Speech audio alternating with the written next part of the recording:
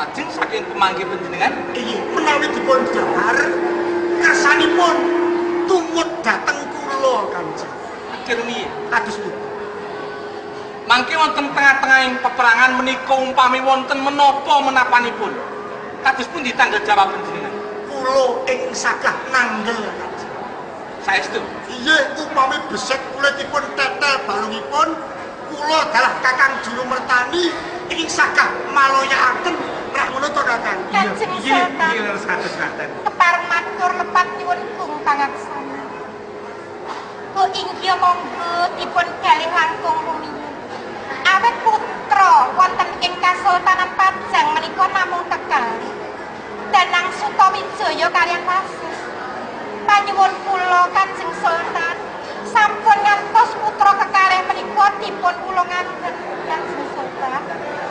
percaya karo pun kata ora-orane ento Danang lan Wasis ki mau bakal nemoni bebon Danang lan kuwi Wasis Nggih, katimbalan. iya tak lilani ning enten ana sawetara ya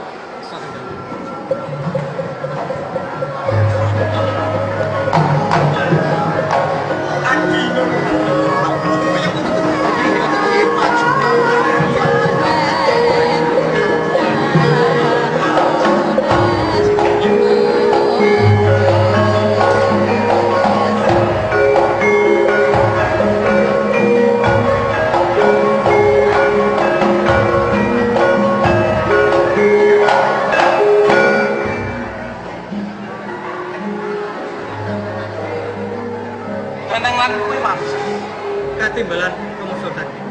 tak tetepake saikuga kowe dadi senopati saka ing Kasultanan Pajang lan pun Rama meling marang sadurunge sira iki mau tumuju ning tengah-tengahing peperangan sira bakal sun kanteni pusaka keagungan ing Kasultanan Pajang sing ampuhe magilo-gilo sing jenenge Tumbak Kiai Pleret.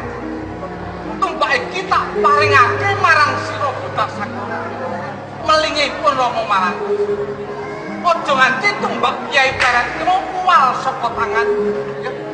Romo Sultan sampun terang maca sabda dalem kepareng badhe nyepamit kae kewajiban menika. Kapan? Nek kados ngaten kepareng nyuwun pamit. Ayo monggo kula titip anak kula.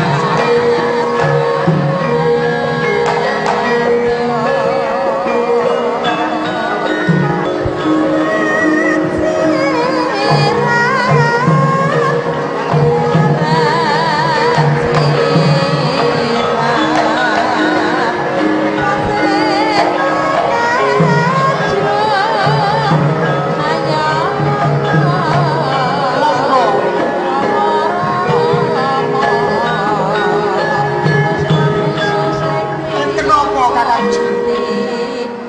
Kok nyeludu bae kaya wong arepe dolan iki. Boten dolan. Nika lho. Prajurit ing Kasultanan Pajang sampun jejel pipit. Ndang budal dateng Jipang Panolan.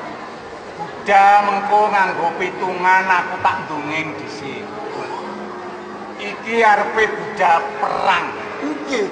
Perang ki pisan nganggo gelar-gelar ki werna-werna arane pisan. Nggih. Ping pindho ana okol lan akal. Mula sliramu tak candhek iki mau ayo padha nggunakake akal luwih dhisik kemana. Pripun monggo kula menika ora wiwit dateng griya sampean. Nek ngendika kok mau nganggo sasmita, jane niku pripun Kakang Juru? Akal pripun? Kene lho kemana. Kowe weruh kali sore apa ora? Ngertos? Ngerti? Nggih. Kali sore kae jembare tanpa ukur bebasan. Nggih, Bener toh? Selagine lan lumrahe wong sing liwat kali sore kuwi mesti bakal apes. Apese pripun? Prajurit dirit nyabrang perang bar. Ini lho tak kata. Mula pun Kakang ki mau ngersakake nganggo akal. Prajurit sing saka Kasultanan Pajang aja nganti ngliwati Kali Suri. Terus ndak apes. Dene apike pripun? Kanggo cara gandeng Kali Suri ki jembar tegane, rumpit dalane, mongko iki pikiran mar. Prajurit sing saka Kabupaten Jipang Panolan. Nggih, pripun?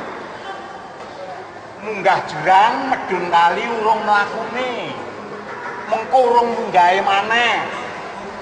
Ketemu karo prajurit Jipang Panolan nganti prajurit saka Pajang kaya ngono, ateges prajurit saka Jipang Panolan ki nemu kuwuk.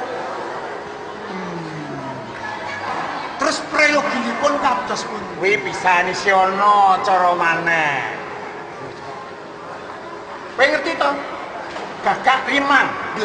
Titiane Arya Penangsang kuwi jaran sing ora tau metu saka gedhokan, pakane wae suket Palanjana, suket pilihan. Lah kuwi yang bisa prajurit sing saka Kasultanan Pajang golek jaran wedok